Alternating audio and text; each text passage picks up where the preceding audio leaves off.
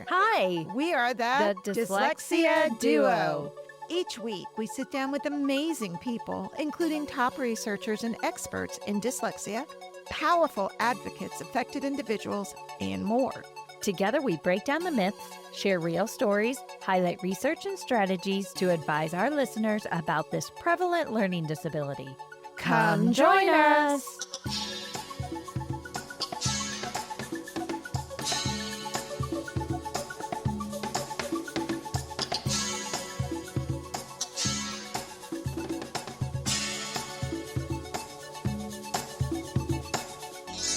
Hey, Melissa. Hey, Aimee. So, y'all, she was one of our early guests when we first started. We talked to her at IDA 2025, and she said she'd be willing to give this a go again. And so we're just very excited. We put out her listen again during Christmas because one thing we learned, you can't put out new podcasts during Christmas break because nobody's listening. And we had tons of people listening because it's Dr. Hasbrouck. I know. So we're very excited. So for those people who may be new listeners, can you go ahead and introduce yourself to everyone? Yeah, for sure.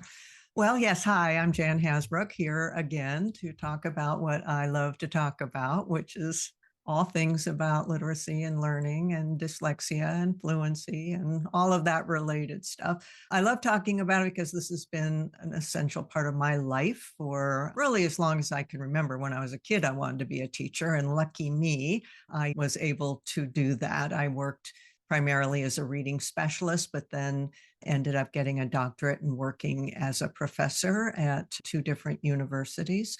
All that time, throughout all that, I really stayed, though, connected with schools. And that's what I do now primarily. I work with schools, again, lucky me, around the world, as well as in the United States, and focusing in on the challenges in real world settings of helping all children become successful readers. Very nice. Is that public schools, private schools? It's a combination, actually. Tomorrow night, I'll be having a conversation. My night in Seattle, Washington, where I live, it will be with a group of teachers in Hong Kong who work at a private school there. So it'll be their morning. Yeah. That is a private school. And at the end of this month, I'm going to be in Wisconsin working with an organization there of public schools. And then 2 days later, I'll be working with some teachers in Milwaukee at a private school. So it's really a combination. It's wherever kids are. I don't have any concerns as long as teachers are caring about doing their best work with anybody who asks. So, yeah. I'm actually training teachers in Japan, and I have to do it at 5:30 Central and I was like, guys, don't make me teach into the night because I'm really no good after 8:30. So it's there 8:30 in the morning and it's 5:30 p.m. for me. And so we're breaking it up into 3-hour chunks so that we can get this training done. So you're right. I mean, that knowledge needs to be gained everywhere. Everywhere. Absolutely. Absolutely. So I think we touched on it a little bit, but what drew you into literacy and reading research? I know you said you were an educator and you went to school to be a teacher, but what led you this path? Well, I have talked about this, and because it really was a really true incident in my life, that as I was going through school myself, I knew I wanted to be a teacher from very early on. Part of that is honestly generational, because in my generation, there weren't a whole lot of choices of career options, and I dabbled with others, but teaching was a good fit for me early on. But as I went through the grades, I wanted to be the teacher of each of those grades. I remember I fell in love with my 4th grade teacher and I wanted to be a 4th grade teacher. And then I had some wonderful teachers in middle school, like, oh, I want to teach middle school biology, whatever it was. And by the time I hit high school, it was things around literacy, but it was English at high school. And I had a conversation in my senior year in the spring with an English teacher that I was working with at my high school. And I told her, I was really kind of nervous about telling her, but I told her that I wanted to be an English teacher, that when I went off to university next year, I was going to study to be an English teacher, just like her. And she said something that really affected me, may have changed my whole life. So we need to be careful what we say to our students, right? She said, no, you don't want to do that. You don't want to be a high school English teacher. And then I always ponder, did she just have a bad day or a really lousy 6th-period class or whatever it was? But because right after that, she said, oh gosh, Jan, I don't think you want to do that. She said, I know what you're thinking. I mean, you're really good at English and you are a very good reader and writer and you want to help other students do that. But she said, there's too many children, there's too many of my students who really struggle with reading and writing. She said, the world, this is my remembrance, the world doesn't need more high school English teachers. The world needs more people who can teach these kids to read. And I remember as this impressionable 17-year-old or whatever, I was like, oh, okay, I'll think about that. And then some circumstances happened at the university. I was there when Zig Engelman had just arrived at the University of Oregon. Zig is the person the mastermind, the genius, the inventor of direct instruction. And he had just arrived at the University of Oregon, where I was floundering around in my courses and was recruiting students to enter a particular strand called direct instruction. And you would study with Zig in the afternoon. We spent all morning out in schools actually teaching children reading, writing, and math using the direct instruction method with supervision. And then in the afternoon, we would come back and listen to Zig teach us about explicitly designed instruction, systematically designed, explicitly delivered, how to use data to assess your students. I mean, this was in the 70s. So we weren't using all those terms even. We certainly is not talking about the science of reading, but he was using what we did know about the evidence of how children learned. He was turning that into programs for us to teach, and it was wildly successful. So that was like, okay, I want to do this. And then just the first job I got was a reading teacher job. If the first job had been a classroom teacher, I would have taken it. But the job that came available to me that I could drive to and was a reading teacher. And I just stuck with that. And that was a very good fit too. And that's how I got here. It sounds to me like you were at the precipice of change with all the literacy instruction the way it was back in the 60s and 70s, and now the structured literacy movement started coming in. It sounds like you were kind of right there at that beginning. Yeah, I was. And I still I have great empathy. Well, empathy isn't the right word because I didn't experience it myself, but I hear so many teachers who had to relearn what they learned in the university. You know, that huge Facebook page Donna had Medix. Never learned in college. Yes, Yeah. what I didn't learn in college. And it's like 200,000 people, I think now. And there's just all around the world, teachers are saying, my university taught me something wrong. And then it's expensive and it takes a lot of time to relearn all this stuff. And then the guilt of doing things incorrectly. I didn't have to go through any of that. I mean, I'm always learning. Zig taught me a lot when I was 18, 19 years old. But, this is incredibly complex stuff. So I'm always an eager learner. And there is always more to learn. We're doing more research and learning more things. But I didn't have to relearn the essence of what good teaching was. I didn't have to discover that phonics is essential. I didn't have to learn what explicit instruction was. The I do, we do, you do. I learned to do that when I was 18 years old. So all of this stuff has been around for a very time, and a lot of people are just discovering it. Yes. So what are you most excited about with the changes that have happened in the span of your career? You say you started in the 70s. What are you most excited about seeing those changes as they have occurred? And what do you think maybe still needs to happen?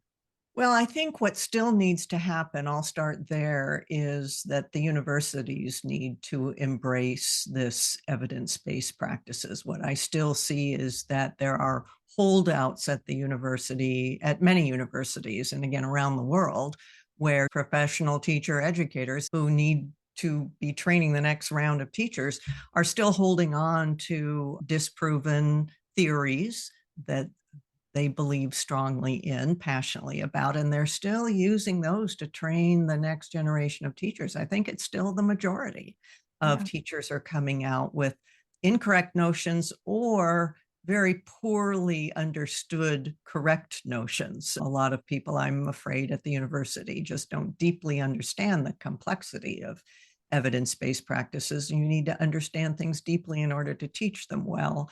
So that's a concern that I have. I think the positives is that I have seen a shift toward acceptance. I've been in this field, though, long enough to watch the roller coaster. I was working in Texas. I was a professor at Texas A&M University during the years that George W. Bush was governor, and he was doing what we called then the Texas Reading Initiative, which became No Child Left Behind and Reading First. But we were doing it in Texas, and I just thought, okay, here we are, 1991. The whole world is now going to embrace phonics and explicit instruction, and Texas really poured lots and lots of money and effort into doing that. And I saw things change in Texas, and I thought, okay, this is it, it's forever. Then I moved away and he became president, and things changed in Texas and went right back to the practices of 3Qing, embracing workshop model and leveled reading, and like the Texas Reading Initiative never happened. So I know that change can be mercurial. You got it. Your roller coaster, you think it's permanent and it's not. So I've gotten excited and disappointed several times, but I'm hopeful now because I do know what I do believe strongly is that teachers want kids to be successful. Yeah. And if we can give them the tools and strategies to make them more successful teachers so that more of their students are more successful, they're not going to go back. So that's why we have to get it right from the beginning. That's why we have to make sure that we support the professors at the university level to know this information and have the skills and ability to train teachers from the beginning of these more effective methods. I agree. It's pretty exciting to know that you saw visible changes when the right thing was being done. Oh, yeah. In this huge state of Texas with a lot of diversity. For sure. For sure. And what I do see is that although a state could go or a district or whatever, but I saw it in Texas, this slow but painful shift to getting information about phonics and explicit instruction, those kinds of things.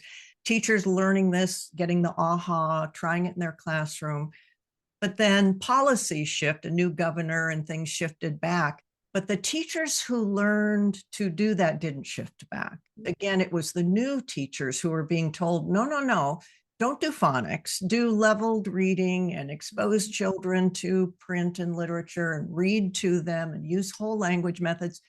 When they were taught that way, they did that. But the teachers who went through the training, they didn't go back because they knew, no, I know that is not as effective. So knowledge is permanent. That doesn't change. And again, that takes me back to the importance of getting it right at the university level. And I do think we're seeing some positive changes in a few universities, not all of them. So there are a few, but as I've said many times, throw a rock from my house. There's a university there that does reading recovery, and they are the hub for reading recovery. And I'm like, why? Why is this happening still? We have a podcast with some professors out in, I believe they're in the Northeast around Jersey, who are wanting to kind of quell the misconceptions that are at universities. So they wanted to really talk about what they're hearing, what they're seeing, how they're trying to get around it. So that's pretty exciting. Yeah, excellent. I do see that too. The shift is happening. Good. That's awesome. Awesome. So you talk to a lot of people. Maybe you just kind of meet somebody in the grocery store and you start up a conversation and they go, hey, what do you, and if it's like anything like probably what Melissa and I get, I go, oh, I'm a dyslexia therapist. I work with students with dyslexia. And they go, isn't that when they see things backwards? Isn't that when, I had dyslexia, I grew out of it, that kind of stuff.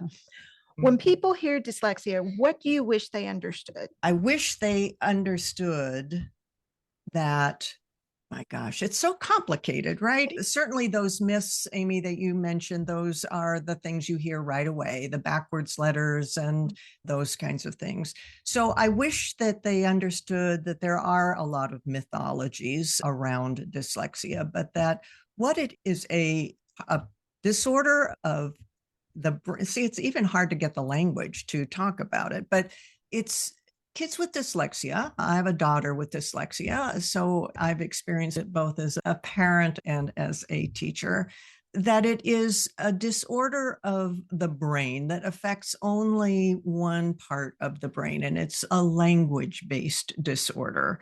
And this fact that it's a spectrum disorder as well, that some students are going to have very mild dyslexia and some are going to have very severe dyslexia.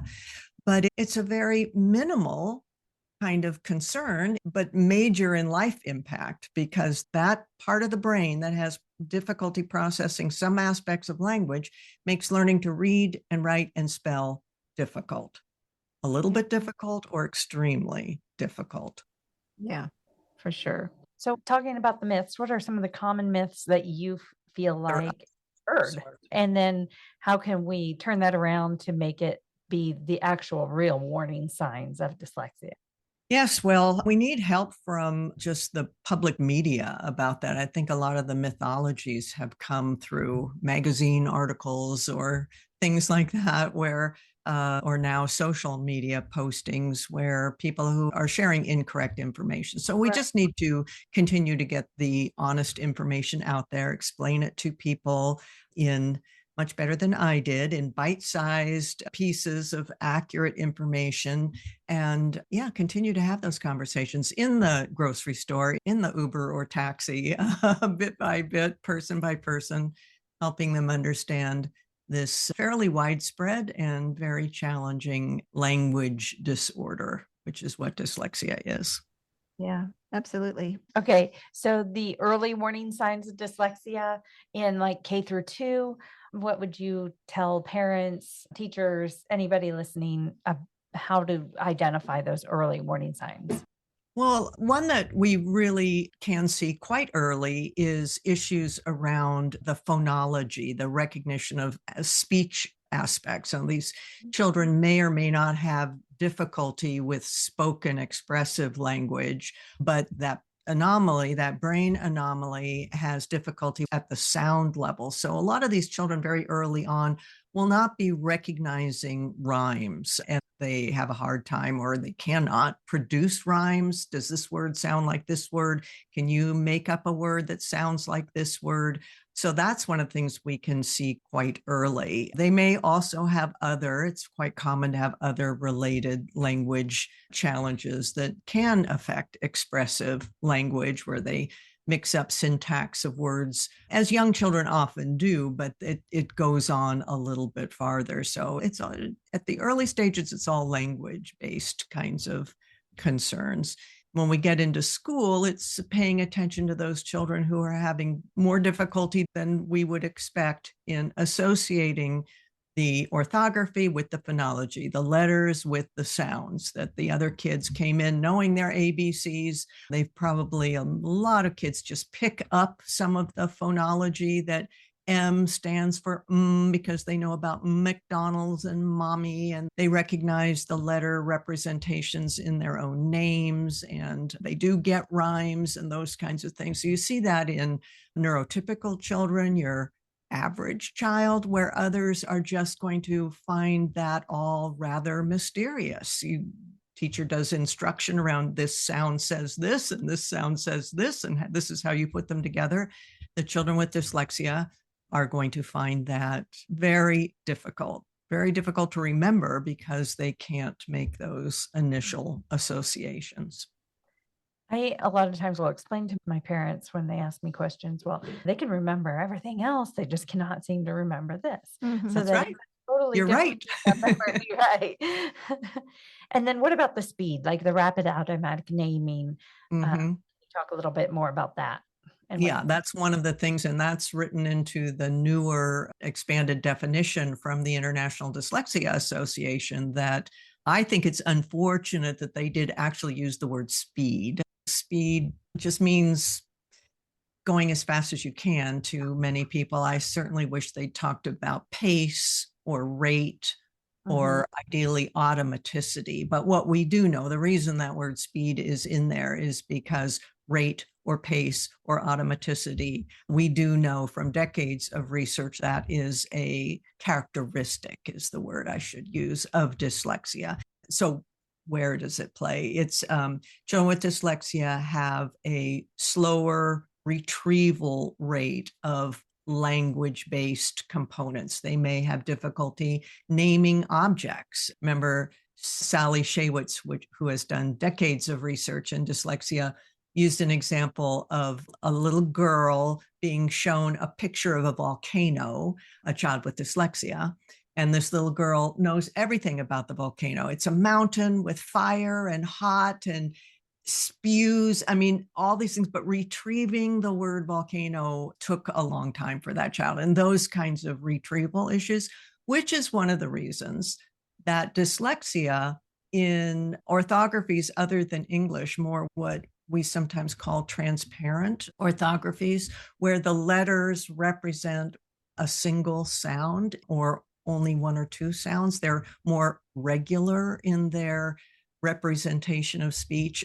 Finnish is like that. Apparently, I don't speak Finnish, but also Italian, Korean is a perfectly regular language. Spanish is quite regular, certainly far more than English. And in those languages with transparent orthography or regular orthography, dyslexia often doesn't show up until about third grade, because all the kids learn to read the fundamentals. They all learn the letter names and the letter sounds because it's, and maybe unless they have severe dyslexia, but because it's so regular, it's much, much easier to learn. So they all learn the basics of this sound says this. Here's how you sound out simple words. Here's how you read simple sentences. That is all good until text starts to get more complex. And then what shows up is they can't keep up in terms of their fluency. They can't retrieve those words, even though they know them. They can decode them. They can't retrieve them with the fluency that we would expect their peers to do. And that sort of thing. What's wrong here? It manifests as fluency in primarily in transparent orthographies. Wow. And I think that's important. I know when I was working in a district and we would assess our L1s that were Spanish speaking students, and we would assess them in Spanish. And if they were speaking English, we'd assess them in English. And then if they qualified, we would provide remediation first in Spanish, and then we'd go to the English remediation.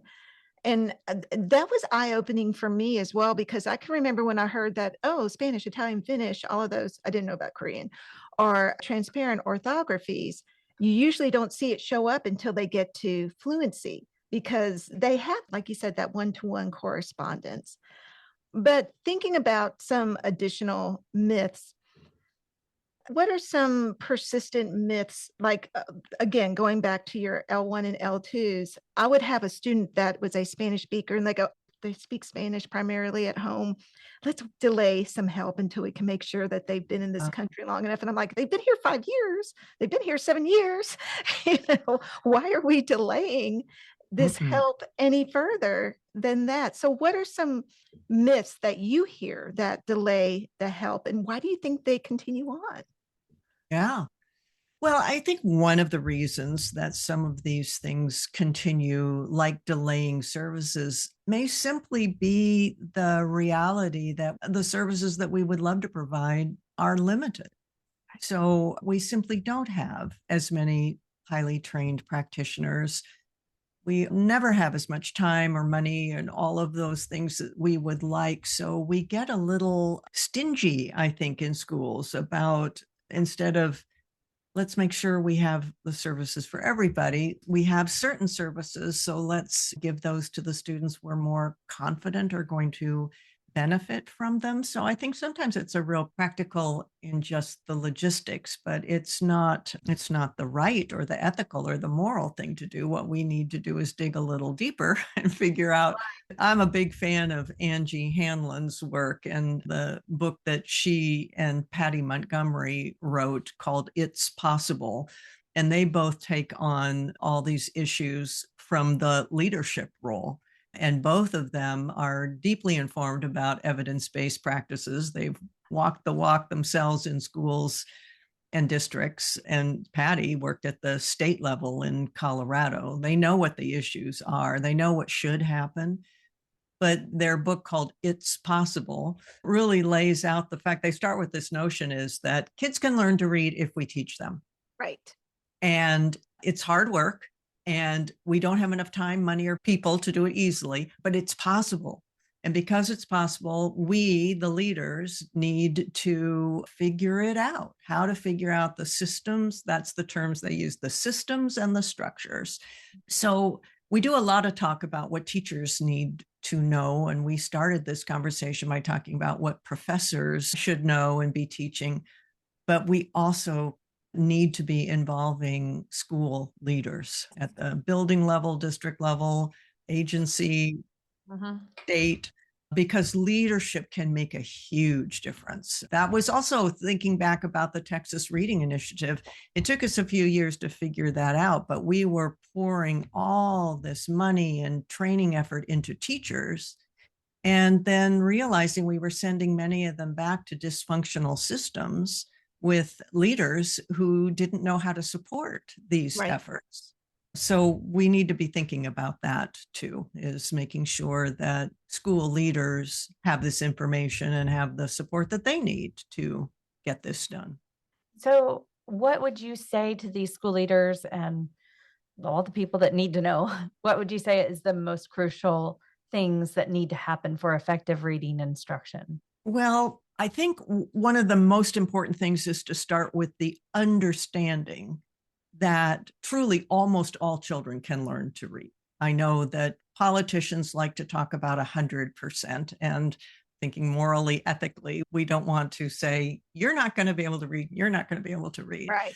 But when we're talking about evidence-based practices, what we know from the evidence is that because reading and writing and spelling are complex things and require a certain amount of cognitive ability, the ability to process language is the key thing, and not all brains are capable of processing language. But if a child's brain is capable of processing language, they have the capacity to learn to read, write, and spell. Some of them are going to do it easily. Some of them are going to have difficulty. But understanding that that 60% or 65% or 75% of our kids need to be at benchmark.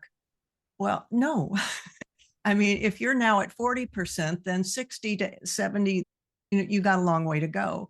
But the number we should be aiming for, we should strive for 100%, but the achievable goal is around 95% of children, especially at those early stages. Now, that's really where that 95% came from, is we can launch a term that Mark Seidenberg uses all the time, that work, that direct instruction around the components of reading that Scarborough identifies as the language and the word components and all of those strands, and that Marianne Wolf identifies in her acronym of POSSUM. All of those component pieces, the foundational skills, can be taught and can be reasonably mastered by about 95% of children, which takes them to about middle of second grade reading. And that should be our goal. After that, some students' abilities are going to, because of their language abilities, language processing abilities, and all kinds of issues around language, they may not be able to keep up with their peers. But if they've been launched in reading, they can continue to make progress in reading. But we're not going to have 95% of eighth graders be proficient, highly advanced readers. That's just not going to be possible. But 95% of them can be reading at a basic level. And that's a goal we should be achieving. So once we think about that, then the components of doing that, we could bring out, as I do, all the time. Scarborough's rope.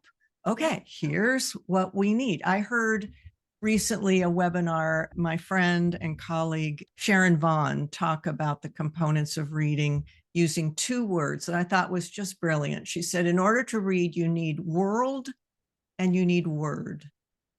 And really, that's what Scarborough's rope is. The top of the rope is the world, the knowledge, the language, the syntax, the background knowledge, the vocabulary, all of that stuff. You need the world and you need the word. You can have all of that, which is what a lot of our dyslexic children have. They've got, some of them are deeply gifted in that top part of world knowledge.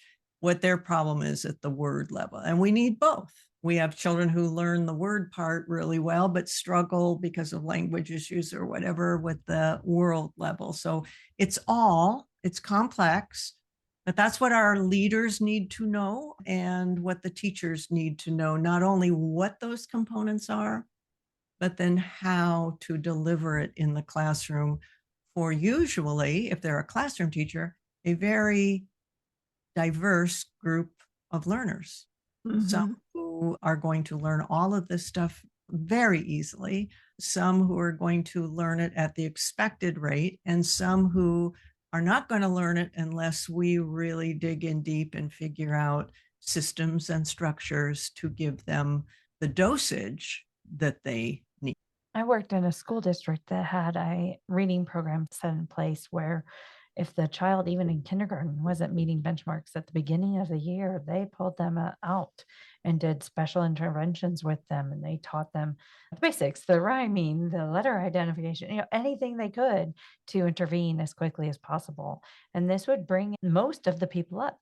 And then if they still had red flags, then we knew, okay, we're going to watch them. We're going to put them in interventions, continue those interventions, then do assessments if they need assessments. So that was a good approach, in my opinion, good approach to get them going in the right direction as soon as possible. Well, and I think we still see, even in Texas, and we were heavy reading first initiative, but we've kind of moved away some of our districts. We still have dyslexia therapy available as Texas dyslexia law. That's still in place. But I see these early interventions are guided reading. I see F&P, Fontes and Pinnell. I still see one. Reading recovery. Thank you. I still see reading recovery being used as those early interventions. And I'm like, well, how confusing, because most of the time, those kids in those early interventions are dyslexic students. It comes out in the wash later on. And I'm like, if I'm at that campus long enough for years and years, and I'm like, I remember when we identified him. I remember when he went through those early interventions. And yet here he is. So thinking about that, if somebody had asked you, what's the difference? And I don't have Dr. Hasbrouck's words, so I would definitely love to hear what you say. The difference between structured literacy and those curricula that rely heavily on cueing. And why does this matter for our kids with dyslexia? Well, it matters for our students with dyslexia because that anomaly that makes language processing difficult for them is what's getting in the way. So it makes learning this incredibly complex for everybody. I mean, I love Marianne Wolf always talking about the complexity of learning to read. Like, it's a miracle that any of us read. Our brains need to be rewired, repurposed. All of ours is just, some do that so effortlessly and others. So if we take this complex thing, and researchers have for decades now. I mean, I was sharing that I ended up so lucky to learn from somebody who had discovered the importance of systematic design. What comes first? What comes next? What's going to be really hard? Let's teach the easy stuff first. In order to read hard stuff, what are the things that need to be taught in order to read the hard stuff? What's the order should it be taught in? What is through observation, what are the number of repetitions that children, so that we don't spend more time than is necessary on these things, making it as efficient. That's the systematic design, which is essential to structured literacy. And then you've got this lovely designed program. It needs to be delivered to learn to acquire those foundational skills with explicit instruction, demonstration, guided practice, independent practice, and connecting that all to the purpose and meaning of what you're doing. And that's a missing piece I see sometimes if we're going to critique structured literacy a little bit. I would say there's been an overemphasis on the connection of the orthography and the phonology and not the U in Marianne's Possum. Yeah, the POSSUM, the acronym. The U is the understanding both the alphabetic principle, but we can't stop there. The whole purpose of all of this is understanding what that word means, what that phrase means. We need to be doing that. And why our students with dyslexia need all of that, the structured aspects of it, is because that's what's going to retrain their brain in order to connect those pieces so that they can learn to read, write, and spell. Many of our students, at least some of our students, don't need the same dosage in that level of systematic explicit instruction. That's another thing that Mark Seidenberg, I think, is very correctly talking about quite a bit right now, where he's talking a lot about, let's really deeply understand what explicit instruction is and why it's essential and valuable, but also understand what implicit learning is, because that's also essential. And it's the only way that the real extensive deep learning happens is through implicit learning. We launch children, a word that he uses, I think it's a great one. We launch children, we give them access to the alphabetic principle through explicit instruction, but only in the dosage and amount they need until they are launched. And then we do more of the stuff. And Marianne Wolf recently wrote about this in an article, a paper that she wrote called Elbow Room. This notion of we need both, and her elbow she uses for that. Most children need a lot of explicit instruction at the beginning, but that should fade and more implicit learning experience should happen. And she talks about that in terms of the science of reading. People got the explicit part right, but the whole language people got the implicit part right. It's not that either of them are wrong. They're both right.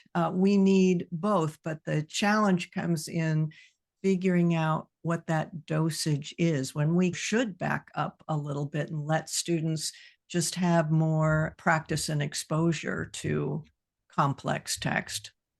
I think the more we learn, the more complicated it is. That's what I was getting ready to say. And now a word from our sponsor.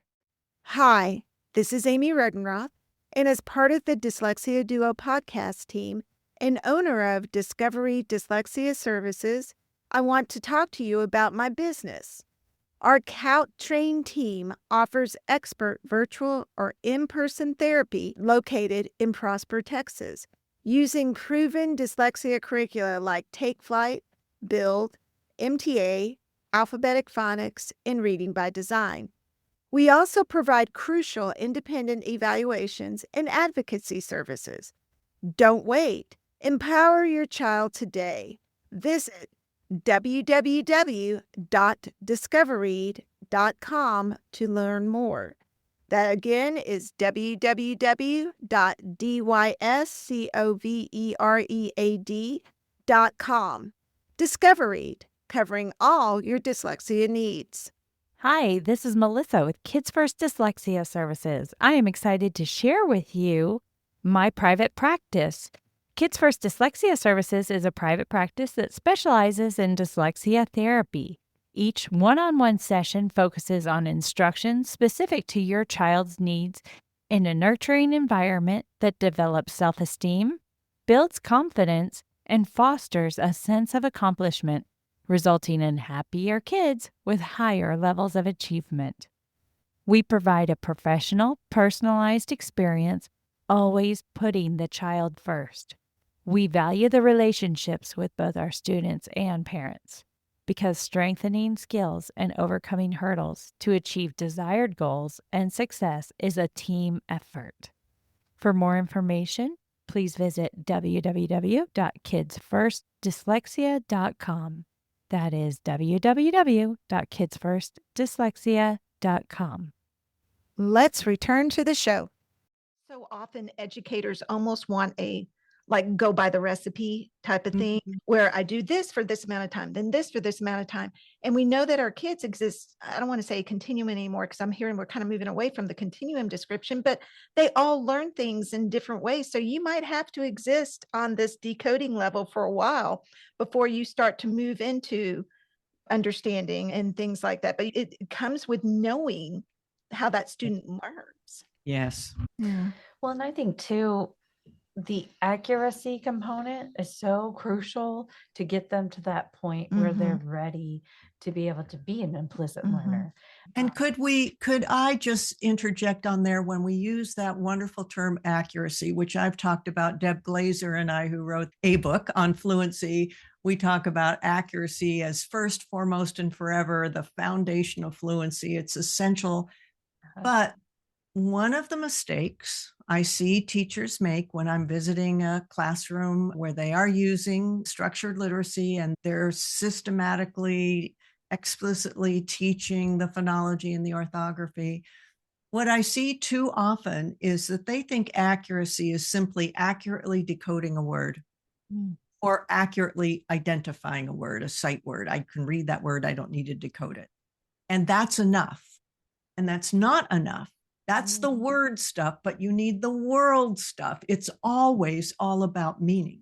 So it's even at a simple 3-letter word. I last year was visiting a classroom in Louisiana where the teacher was using an excellent curriculum, systematically designed, explicit. She was really embracing this. And the kids, it was a first grade classroom, the kids were learning. And the students were carefully, accurately decoding a sentence. He ate a fig. And she got them to read all those, identify what the sounds were, decode it with automaticity, and then she had them turn the page. And I could see while she was turning the page, she looked away from the students. I looked at the students' faces, these 4 or 5 little kids, and they were like, he ate a what? They didn't know what fig was. And I thought, oh my gosh, stop.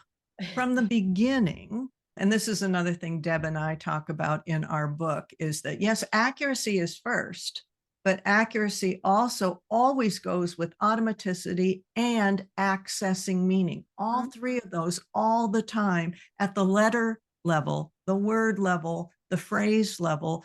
Reading is always about the top of Scarborough's rope, always, always, always. And we need to, from the beginning, connect these letters and the words to the meaning. So teacher needs to take a little bit of time on the accuracy level. Accuracy means you know what the word is, you correctly identify the word, and you know what that word means or how it functions. And we don't spend 15 minutes on a big vocabulary lesson around figs and how they're grown. And you just need, a fig is a fruit. Yeah. He ate a fruit. Move on, right? Yeah. I had 2 thoughts on that. Thinking of that, I was actually working with a 13-year-old student the other day, and the word was WIND, but she was having to read it in context. So she first read the sentence as wind the twine on the ball. And then she goes, what? And she goes, wind the twine on the ball, because it didn't make sense, but she had that meaning piece there that she knew, hey, that's not making a lot of sense to me. And then this is just kind of a gross out thing. Did you know inside every fig, there's like a dead wasp? Like, that's so gross. I read that yesterday. And I was like, they're like, did you know you might be eating part of a mummified wasp in a fig? I'm like, oh, okay, I'm done with figs now. Well, that would be fascinating to a group of first graders too. Yeah. I'm like, I'm out. No more fig Newtons. I'm done. But just going back, accuracy means identifying correctly, but also knowing the meaning. If we help teachers just add that little bit of thinking to their structured literacy lesson, kids are going to be much, much better off. And that is the legitimate, I think, critique we've gotten from our whole language colleagues, is that you're too focused on just sounding out words. You're not focused enough on the meaning. That can happen. And we need to do both all the time. Accuracy, automaticity, access meaning. Deb calls that AAA. We need to do AAA instruction all the time. Well, I think Dr. Vaughn needs to make a graphic with that world word piece that kind of just not even because the reading rope is pretty simple at this point, but I think it would even hone it in for those people who might need that clarification. Yeah, I'm going to start doing that in my workshops when I show Scarborough's rope. I'll superimpose the word world and word, both. Yes. Now, I wanted to add in, or actually kind of piggyback on what we were talking about with accuracy. One of my favorite quotes of yours from our first podcast was, accuracy builds fluency. And I hear teachers all the time asking what they can do to build somebody's fluency. And this is on message boards on Facebook or whatever. And I always share your quote. I say, Dr. Hasbrouck says accuracy builds fluency. So can you talk a little bit about that? I know we briefly talked about accuracy right now. So what do you recommend people do to build that accuracy to get their fluency up? Well, working backwards, we can work backwards from Scarborough's rope. Is the whole purpose of all of this is to achieve the simple word we use is comprehension, but she uses that term, that tightly woven rope is skillful reading, the fluent execution and coordination of the two components, word recognition and text comprehension. It's knowing what the word is and knowing what it means is the goal. So backing up from that, our instruction from the beginning, that AAA notion, but the foundation of that fluent, skillful reading is accuracy, accurate identification, and accurately knowing what the meaning is at the word, phrase, and sentence level. If we just concentrate on the rate alone, we're not going to get to that tightly woven rope, the skillful execution of both. We may get fast readers, but they will reach a point. They're going to hit a wall. Is the other thing to understand about fluency is that, which I think most teachers have understood half of it, is that fluency is really important because it contributes to comprehension. Yeah. But comprehension contributes to fluency. If you are understanding what you've read, like your student, Aimee, who got stuck on that one word, that's going to stop a reader, slow them down, impair their overall comprehension because they have to stop and slow down. It's because they're thinking about what they're reading. We've taught them to read accurately and with automaticity, so they can be thinking about what they're reading. And so that skillful reading will improve their comprehension, but they're thinking about what they're reading, and that improves their fluency. So it becomes this dual system. But the foundation of that dual system is accuracy, the full sense of accuracy, not just correctly identifying the word, but knowing what it means. Very good.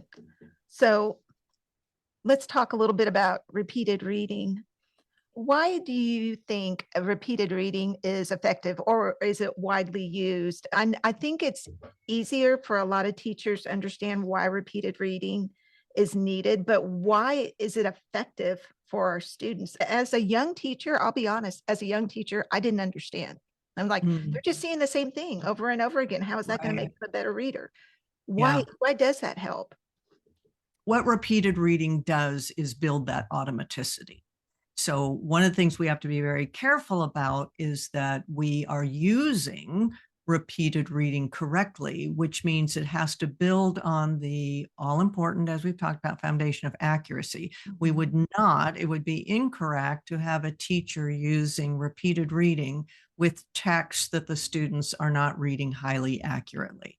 Now, one of my favorite interventions turns that on its head a little bit, my favorite fluency intervention. By starting children, they do use repeated reading, but the text that they use starts with very complex text, very challenging text. And the students first build their accuracy. They read it multiple times with the support of a narrator to learn what the words are. And then they do the repeated reading, which is building that automaticity. And that is totally analogous to the drill and practice that all good athletes do. They need to build their automaticity of their sport, their skiing, their tennis playing, their shooting basketball, golfing. It's learning all the component pieces first for golfing with the grip and I know nothing about golfing, but there's a grip and there's a posture and there's a swing and there's all those component pieces. Each need to be learned. But at the end, you're not going to be a really good golfer, even if you do each of those component pieces perfectly. You won't be good unless you can do them with automaticity. So in every sport, just like reading, writing, and spelling, it starts with accuracy of the component pieces, but then it has to be built to automaticity so we can achieve the end goal. In golf, that's a good hit on the ball. In reading, the end goal is understanding what you've read, and we hope motivation too. But what repeated reading does is, for those children who can read that text with sufficient accuracy, which should be very high, it builds the automaticity. And I've seen teachers say that too. They're just reading the same thing over and over again and they're memorizing it. And I said, I don't think so. I don't think they're memorizing it. And even, sometimes they might memorize the first sentence or two, but are you saying that they're learning some of these words automatically? They're orthographically mapping, they're learning them as sight words that they can retrieve later. Great. That's fantastic. And that is also one of the things that's happening with repeated reading, repeated exposures to text, is that some of those we hope many or most of those high frequency words are being orthographically mapped into the brain, so that the next time they see were or where or when or there or because or whatever, they instantaneously, their brain, they don't have to think about it. Their brain just recognizes that word. That's another benefit. So it's the automaticity, but it's also increased exposure to text so that orthographic mapping can happen. Last time when you were with us, we talked about sight words, and I'm just bringing up my favorite quote that I throw out every time I have to train a group of teachers, is that according to Dr. Hasbrouck, every word wants to grow up and be a sight word. Every word should be automatic. And I throw that at them all the time. They're like, oh, that's great. And I'm like, it's not me. Don't quote me. Yeah. I didn't say Well, that. I want to give credit to, that's Jan Wasowitz is the first person I heard say that. So I'm just channeling my good, brilliant friends when I say these things. But I think that comes from Jan Wasowitz. Yeah. So we've heard a lot about spelling being so critical for our students to learn more effectively. And I think sometimes when educators are working with kids, they sometimes miss that piece. As crucial as it is, they miss how important it is to incorporate that with the learning of the lesson, whatever you're working on, incorporate that spelling component. Can you talk a little bit more about why spelling is so important and how that also translates into writing? Oh, yes, we need to be talking about that. But I would like to, like in the same way, I want to rebrand the word accuracy to be a dual message. Accuracy is not just accurately identifying the words, but knowing what it means. I would like to rebrand spelling and instead use the term encoding. Yes. Because when we use the term spelling, for too many people, including parents, it conjures up a list of words, 10, 15, 20 words, random words usually, that simply need to be memorized and regurgitated. And that's what spelling is. And no, what we would rather think of is the value in being able to put down into letter form a word that's in your head. If we think about that and use the term encoding for that, then that becomes more clearly the partner of decoding. And it was very much the benefit of what the originators of the International Dyslexia Association, the founders of that, Orton and Gillingham, Samuel Orton and Anne Gillingham, that their early methodologies were based on some theories that made sense, that what was working with their students that they identified back in the 1930s was doing multi-sensory activities. seeing things, seeing words, letters, saying them, writing them in the air or writing them in rice trays or sandpaper.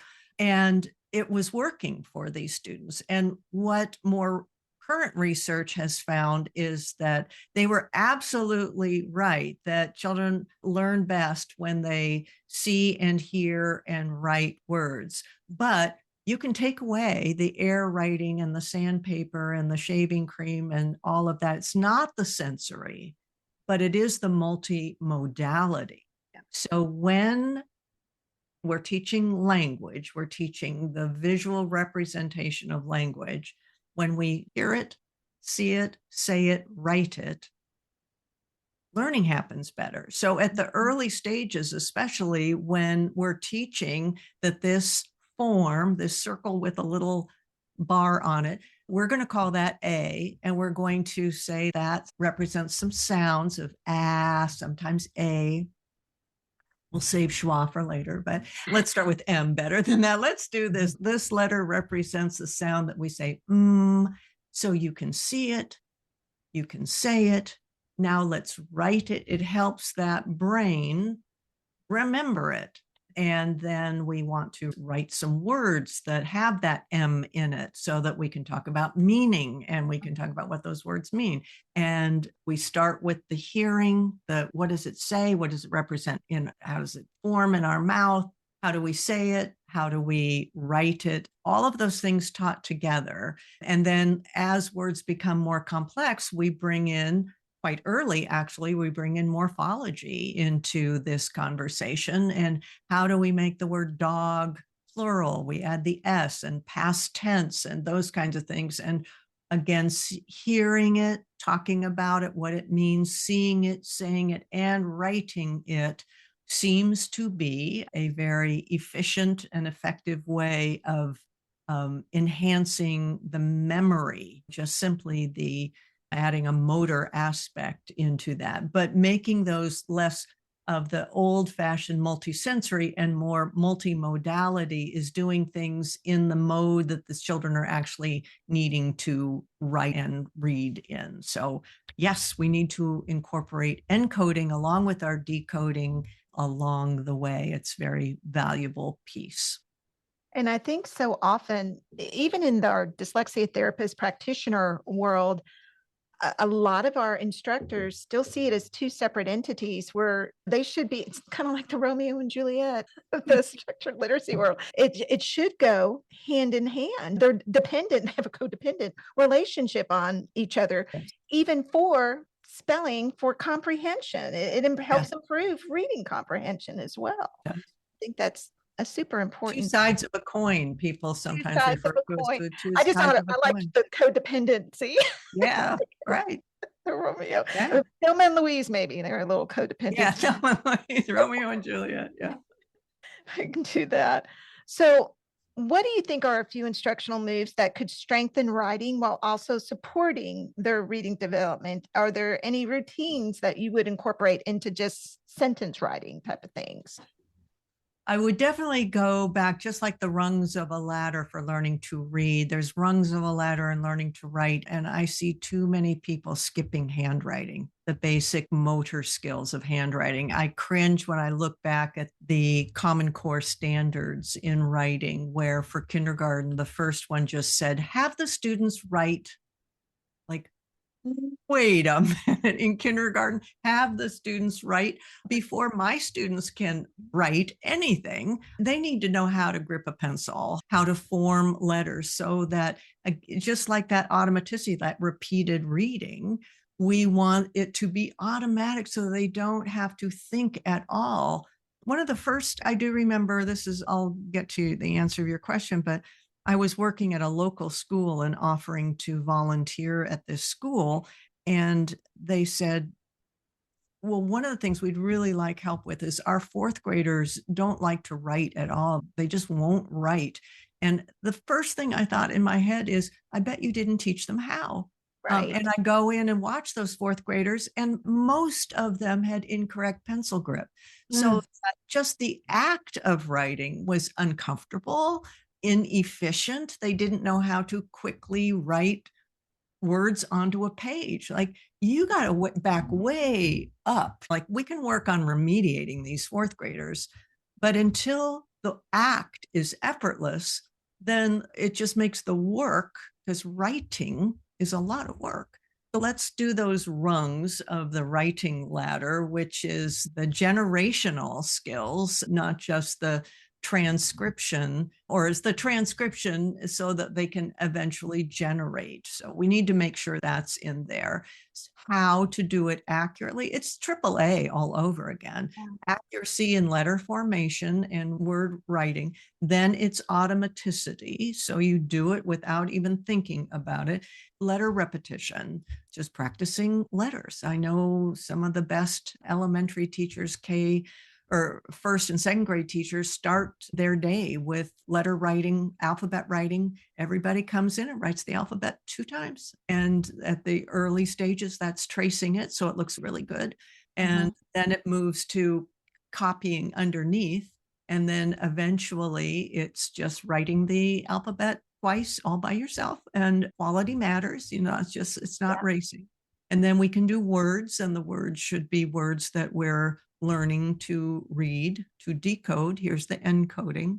And then sentences that we talk about. We hear a good sentence, we see it, we say it, and we write it, and we can write it multiple times to get that automaticity out of the way. So I know how to write effortlessly without thinking about it. So then I can think about the generation of writing sentences that are more creative or expressive or informative. And the automaticity thing is just kind of ringing true through all of the aspects of language development, isn't it? It does. I mean, it just is. But it starts with accuracy in every case. We leap to automaticity, but that's a secondary goal. It has to start with accuracy and then automaticity. Those should all be in the same lesson. I'm not saying let's spend all of kindergarten just working on accuracy. Every lesson is AAA. Every lesson is accuracy, automaticity, access meaning. Yep. Wonderful. I see a lot of students who come to me having such a hard time writing letters. You're right. It's just like they're trying to build on a foundation that is not strong. The foundation is so weak, and they're adding these skills 4th, 5th, 6th grade, and they don't have all of these basic skills out of the way. And you're right. That makes sense that they're so frustrated, the students I see anyway.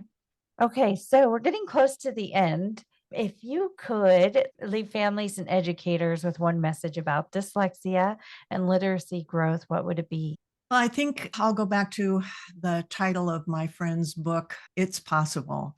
These children have some learning challenges that make this more challenging, more frustrating, more difficult than some of their peers, certainly more difficult than it should be, for sure. But it is possible that they can learn to be successful readers, writers, and even spellers with the right instruction, the diligence, the support, the empathy, that how hard and challenging it is, but it is definitely possible. There's great things ahead for our dyslexic students once we get them climbing that ladder. I love that. So I know you've got a few lectures that you're providing. Aren't you going to be in San Antonio in February? I am. Yes. Yes. I'm going to be there too, but I'm not lecturing. I'm just there. I think I'm doing a couple of sessions on fluency at the. Yes, I heard you were the keynote for that. Yes, they're calling it a keynote, but I think it's going to be not your raw keynote. It's going to be, here's how we teach students to be fluent readers, is what they wanted. What is that called? Is it Region 20? It's the San Antonio one. Okay. I know that. But yeah, I know you're at that one, because when they said, hey, would you like to come out and represent your company? I was like, okay. And all right, whatever. I said, wait a minute, who's your keynote? It's going to make my decision. They go, it's Dr. Hasbrouck. I was like, okay, there. I'm there. How lovely. Where else are you going to be? Well, I am, week after next, I'm going to be in Austin, and then I'm going to be in Orlando, Florida at the Florida what is their International Literacy Association, their state conference. Mhm. I'm going to be after that in Wisconsin, working with the CESA, that's like their educational service district. I'm going to be back there. I've been working with CESA 6 in Oshkosh, Wisconsin. And Gosh, then, gosh. Oh, how fun. yeah. Then I'm going to be working with a private school who's working with dyslexia in Milwaukee, Wisconsin. And yeah, I'm going to be in Tennessee working with Tim Odegaard's university. They're having a conference around the book that I co-edited, the Climbing the Ladder of Reading and Writing. So they're having a 2-day Is that conference. the Fox conference? Am I making that up? It's maybe a It's the different. Fox conference. It It is the is. Fox Yeah. one. Yes, I did Mhm. sign up to virtually attend that. Yeah. Oh, good. That's wonderful. And then I'll be at Plain Talk again in March this year in New Orleans. Mhm. Nice. You're a busy lady. Oh, yeah. Always, always. All right. So we have some lightning round questions for you that we didn't send you, and just you don't even think, just say. Okay. I'm going to think. Okay, well, let's go ahead. What's one practice you wish would disappear from reading instruction tomorrow? Having reading fast as the goal. I like Love it. it. Okay, one high impact practice every K-2 classroom should do daily. Vocabulary. Build those kids' background knowledge and vocabulary. They are sponges and they love it no matter who they are. This is a universal class-wide. Bring in words, bring in morphology to the kids, teach them language, and they are going to go crazy. They just love to learn stuff, and language is what they should be learning. Nice. Love it. One thing you wish all parents knew when they first suspect dyslexia. Go back to the idea. It's possible. It's challenging. Understand that this is very challenging. Your children are entering a world where reading and writing are a huge part of what they need to do, and it's going to be hard for them. So understand that it's hard, but they are absolutely capable of doing it, and they deserve to get the best instruction that will help them thrive and succeed. Nice. Okay, one sign and intervention is working. Kids are eager to keep doing it. Yeah, I agree with that. I agree with that. And then what if it's not working? They're going to show you that it's not working because they're going to give you behaviors. They're going to give you some overt behaviors, or they're going to shut down. Not every day needs to be exciting and fun and joyful. It can't be. But overall, we need to see that spark of joy in their eyes. And when we see only frustration and confusion, something's not working and we need to change. I love that. Excellent. Thank you. Okay. All right, your favorite go-to resource for teachers? My favorite resource comes out of my mouth almost every day is Reading Rockets. Yes. Mm-hmm. And the folks that created Reading Rockets are in the process of creating online free teacher professional development portal called Reading Universe. Oh. It's available now, but it's in early stages, but it's a partner with Reading Rockets, which talks about what all the information you should have. But Reading Universe is the intention will be to show teachers how to do it all for free. Nice. And what is your favorite go-to resource for families? If dyslexia is the issue, I will send them to the International Dyslexia Association website because I think they do a really good job of in their section. It's a big website. There's a lot there, but there's a nice section for supporting parents and families, explaining what dyslexia is and the vast and growing number of community organizations and support groups for parents. And every parent with a child with dyslexia should be part of those. Do you think that they should join the organizations like IDA? Oh, I think they should do whatever fits in their life. I don't want to tell any parent that they should do anything, but whatever supports them, just knowing that they're not alone, knowing that your child is just fine and wonderful the way they are. They just have this one challenge, and knowing that there's other parents out there that they can talk to if they want to. I see growing numbers of parents at the IDA conference, at Plain Talk and other things. If they have the wherewithal and the interest in doing that, there's a world out there that can support them. So I think parents should take advantage of anything that gives them support. Was this available when you had your daughter? Which is why I wrote the book. Honestly, I wrote the book Conquering Dyslexia.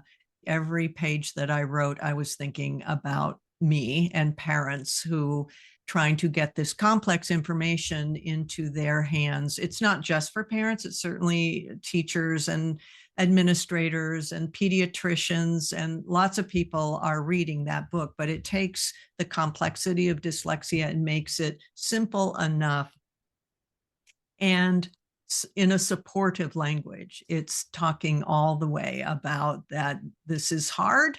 It's hard. It's hard for the child. It's hard for the family, but you can conquer it. I guess that's the title. Yeah, this has been it's always a wonderful conversation with you. Yes. And we so appreciate you coming on and talking with us again. You part of your Sunday. I can remember when I asked you last year if you would do this, and you actually responded. I was like, she responded, and she responded, yes. I was like, what? It's wonderful. Well, I mean, obviously, this is what I love doing and love talking about. So it's delightful to engage in that with you two as my colleagues and collaborators on this. Well, thank you. We Thank appreciate you you so so much. much. Okay, you want to end it? Yes. Okay, this is Aimee. And Melissa. And we're the Dyslexia Dyslexia Duo. Until next time, bye. The Dyslexia Duo hosts are Melissa Dean And Aimee Rodenroth. The producer is Greg Rodenroth. Dyslexia awareness is so important. Please share with your friends, family, and anyone who needs to know more about dyslexia. Follow us on Facebook, Instagram, and X at the Dyslexia Duo. Thanks for listening. Bye.